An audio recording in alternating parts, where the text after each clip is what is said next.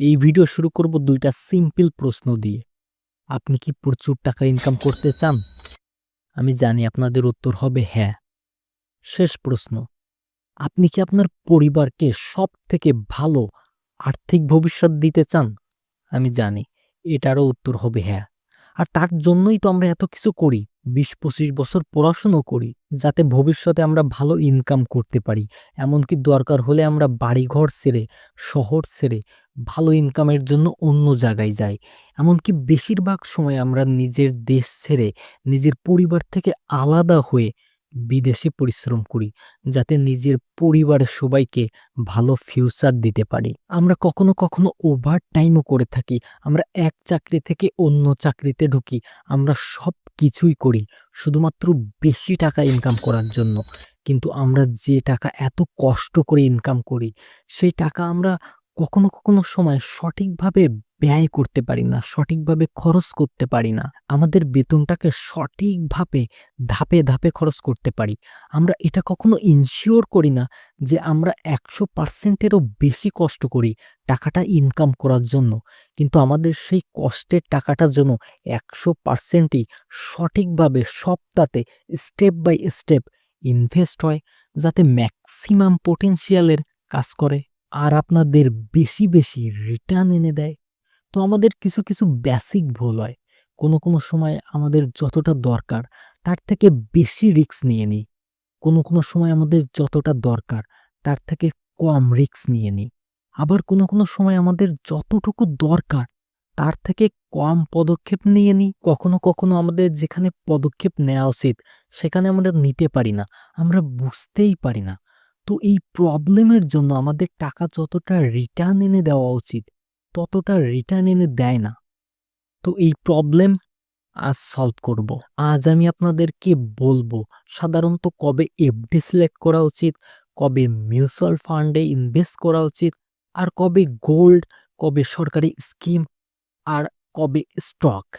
আমি আপনাদের বেসিক কিছু সাধারণ স্টেপ দেবো, যেটা ফলো করলে আপনাদের সারা জীবনের কনফিউশন শেষ হয়ে যাবে যে কোন টাকা কোথায় লাগানো উচিত, কোন টাকা এফডি আর কোন টাকা মিউচুয়াল ফান্ড।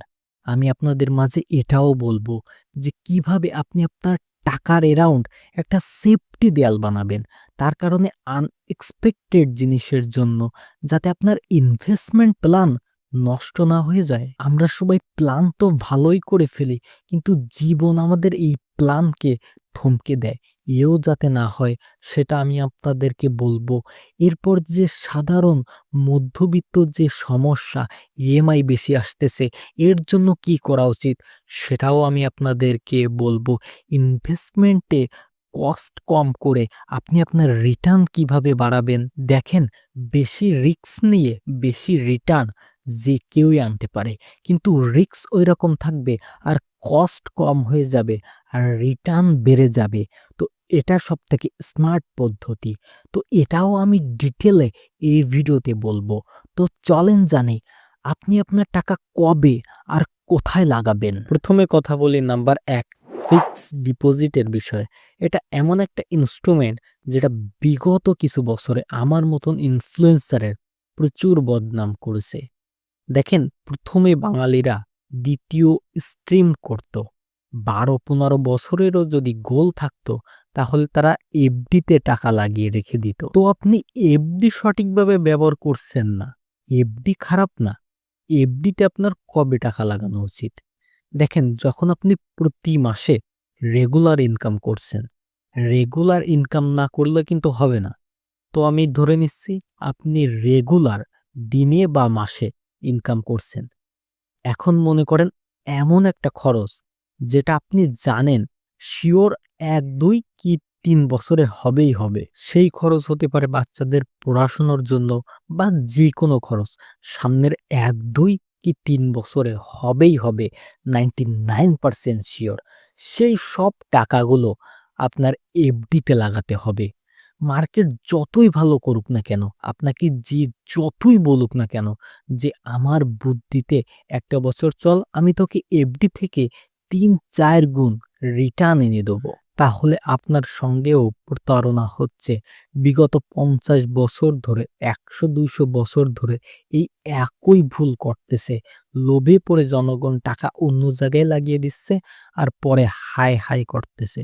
আপনার যদি ৫ বছরেরও গোল থাকে তাহলে ৫ বছর না, আপনার যদি ৩ বছরেরও গোল থাকে তাহলে আপনি এফডি থেকে দূরে সরে যান। কিন্তু ১-২ বছরে এফডি খুব ভালো অপশন। আর এটা দেখবেন উইথড্র যেন অল্প ফ্লেক্সিবল হয়। কোনো ব্যাংকে উইথড্র রিজেক্ট হয়ে যায়, কোনো ব্যাংকে ফ্লেক্সিবল হয়। তো ফ্লেক্সিবিলিটি দেখবেন কেমন? তো এফডি কখনোই খারাপ না। এফডি আপনার টাকাকে অল্প সময়ের জন্য সেফলি পার্ড রাখে আর ইনফ্লুয়েন্সারকে ম্যাচ করে রাখে যাতে আপনার টাকার ভ্যালু কমে না যায়। তো is the good investment option. এইবার আমরা চলে আসব নাম্বার ২ গভর্নমেন্ট স্কিমসের দিকে। এখানেই না প্রচুর confusion. Sukanya Samriddhi, national pension scheme, অনেক বেশি এরকম স্কিম আছে যেটা একটা নির্দিষ্ট পারপাজের জন্য হয়। এর ভিতর কেমন জানি কনফিউশন লাগে। যেমন পিএফ, তারপর unified pension scheme, national pension scheme, তারপর ৩টা রিটায়ারমেন্ট স্কিম আছে তো এখন, তারপর আবার এনপিএস এর ভিতর, আবার বাচ্চাদের জন্য সুকন্যা সমৃদ্ধি। যদি আপনার মেয়ে আছে তাহলে তো প্রচুর প্ল্যান হয়ে যায় আর প্রচুর কনফিউশন হয়ে যায়। তো আমার দক্ষতায় আপনি এরকম করতে পারেন না যে আপনার একটা জেনারেল গোল আছে আর তার জন্যই আপনি এই সরকারি স্কিমে টাকা লাগান। তো এই সরকারি স্কিম না অনেকটা অপটিমাইজ হয় পার্টিকুলার গোলসের থেকে। যেমন আপনি যদি রিটায়ার হন তাহলে এনপিএস অনেক, অনেক ভালো অপশন রিটায়ারমেন্ট পরিকল্পনার জন্য। কেন ভালো অপশন? কারণ আপনি ওর থেকে খুব সহজেই উইথড্র করতে পারেন না। দেখেন আপনি মিউচুয়াল ফান্ড থেকেও রিটায়ারমেন্ট পরিকল্পনা করতে পারেন। আপনি স্টক থেকেও রিটায়ারমেন্ট পরিকল্পনা করতে পারেন।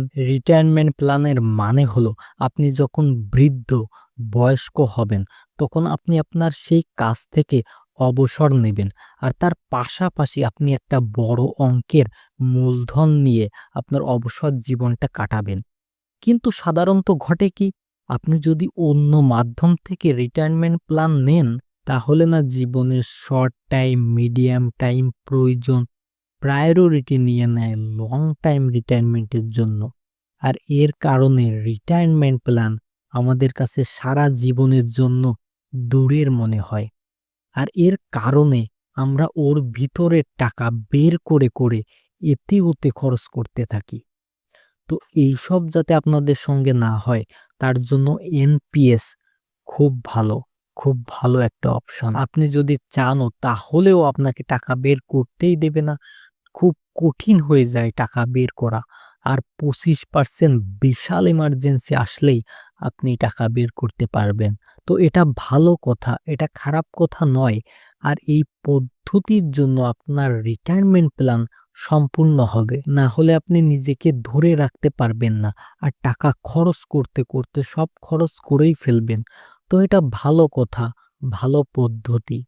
তো এইবার কিছু গভর্নমেন্ট ইনস্ট্রুমেন্টের দিকে দেখা যাক। ওই স্কিম আপনার লক্ষ্য, আপনার উদ্দেশ্যর সঙ্গে একদম পারফেক্ট ম্যাচ করে। তো এই গভর্নমেন্ট সরকারি স্কিম খুব ভালো। এর সঙ্গে বাকিদের শুধুমাত্র রিটার্ন দেখে যাচাই করা মোটেও উচিত কাজ হবে না। রিটার্ন হয়তো কিছুটা কম হতে পারে, কিন্তু আমাদের আবার ট্যাক্স বেনিফিট দেখতে হবে।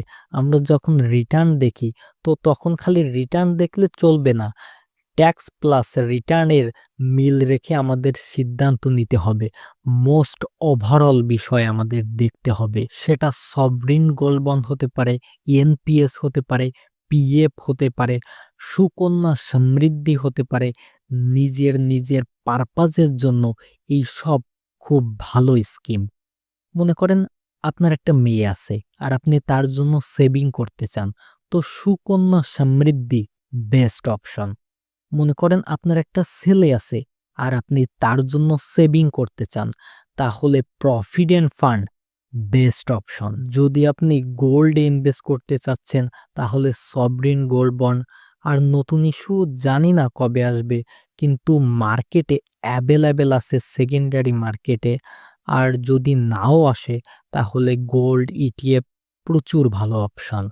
তো এরই সঙ্গে sovereign gold bond, gold ETF এর কথা আমি বলেছি আপনাদেরকে। তো আমি এটা আপনাদেরকে বলতে চাই যে গোল্ড খুব ভালো ইনভেস্টমেন্ট ক্লাস ওয়েলথ ক্রিয়েশনের জন্য, আর আপনার আলাদা ইনভেস্টমেন্ট থেকে ডাইভার্সিফাই করার জন্য।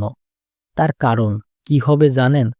যদি ভারতের মার্কেট ভালো না করে তাহলে আপনার মিউচুয়াল ফান্ড নিচে নেমে যাবে, আপনার স্টক নিচে নেমে যাবে। আর যদি ইকোনমিতে সমস্যা তাহলে রিয়েল এস্টেটও ভালো করবে না। কিন্তু গোল্ড এমন একটা জিনিস যার দাম ওয়ার্ল্ড ওয়াইড ইমপ্রুভ হয়।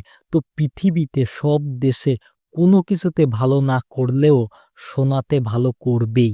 আর এর জন্য দেশের রিস্ক কমে যায়। আর এর জন্যই আমার কাছে গোল্ড এমন একটা ক্যাটাগরি যেটা আমার খুব পছন্দের। তো এর জন্যই যে কারোর পোর্টফোলিওতে একটু হলেও এই গোল্ড থাকা উচিত। এইবার রিয়েল এস্টেটে চলেন। দেখেন, রিয়েল এস্টেটে তো সব সময়ের জন্য ২টা কথার বিষয়বস্তু মনে রাখতে হবে। প্রথমত, আপনি নিজের ওপর কখনোই ঋণের বোঝা নেবেন না, কখনোই ঋণের বোঝা রাখবেন না। এই বিষয়ে আপনি খেয়াল রাখবেন, এই পদ্ধতি আপনি মনে রাখবেন। যখনই আপনি রিয়েল এস্টেটে ইনভেস্টমেন্ট করবেন তখন যেন আপনার মোট বাড়ির বেতনের ইএমআই ৩০% এর বেশি না হয়।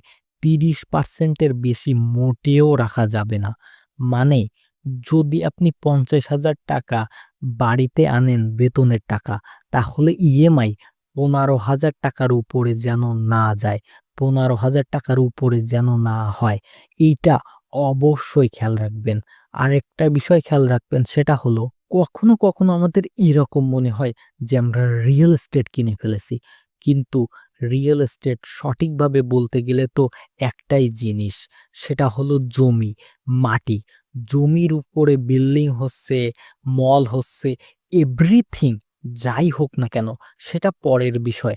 তো জমির উপরে যেটা হচ্ছে সেটাকে বলা হয় ডেপ্রিসিয়েট অ্যাসেট। তো যদি আপনি জমি নিয়ে থাকেন তাহলে ওই একই কথা যে আপনি রিয়েল এস্টেট নিয়েছেন। কিন্তু যদি আপনি 5 স্টার সোসাইটিতে, যেখানে অ্যামেনিটিস এর নামে টাকা নেওয়া হচ্ছে, সেখানে যদি আপনি ফ্ল্যাট নেন তাহলে আপনার বেশিরভাগ টাকা খেয়াল রাখবেন যে আপনি ডেপ্রিসিয়েট অ্যাসেট মানে দক্ষতাশীল বিল্ডিং এর জন্য দিচ্ছেন। রিয়েল এস্টেটের জন্য যেটুকু জমির ভাগ আপনার জন্য এসেছে না, হ্যাঁ ওইটুকুই। ওর ভিতর রিয়েল এস্টেট বাস্তবে প্রচুর কম, প্রচুর কম। আর টাকার অঙ্ক প্রচুর বেশি। তো এই বিষয়টা আপনারা খেয়াল রেখেন।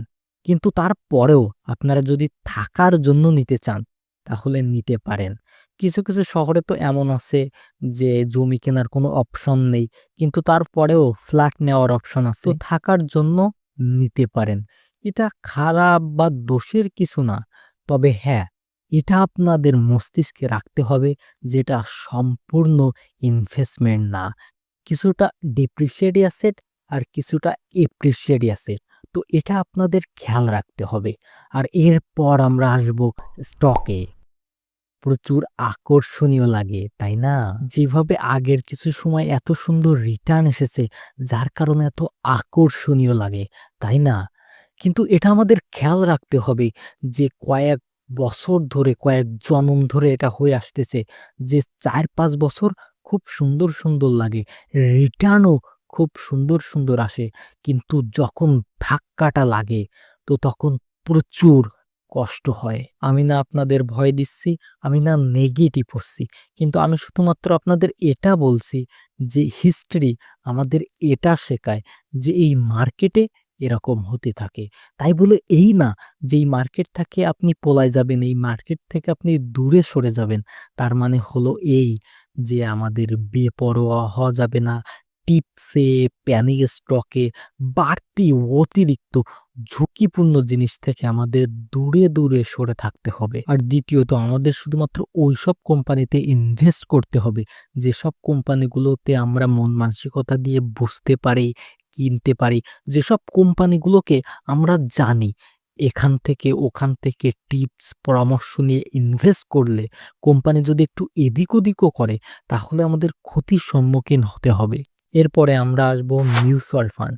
মিউচুয়াল ফান্ড খুব ভালো একটা ইনভেস্টমেন্ট পেলাম।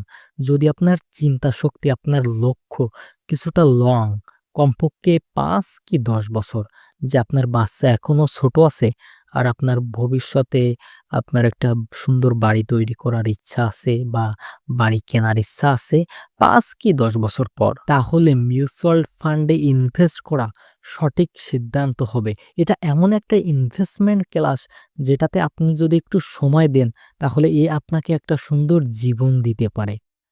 আপনাদের আরো কিছুটা বলতে চাই আমি, যার কারণে আপনাদের কিছুটা উপকার হবে। আপনার লোন, আপনার ঋণ থেকে একটু তাড়াতাড়ি আপনি বের হতে চান, তাহলে একটা ভালো অপশন আছে। আপনার বছরে যখন আপনার বেতন বাড়ে কিছুটা, তখন আপনার যে ইএমআই আছে, তাতে আপনি বছরে ৫% টাকা বাড়িয়ে দেন। এতে কি হবে জানেন? মনে হচ্ছে ক্ষুদ্র একটা বিষয়, মাত্র ৫%।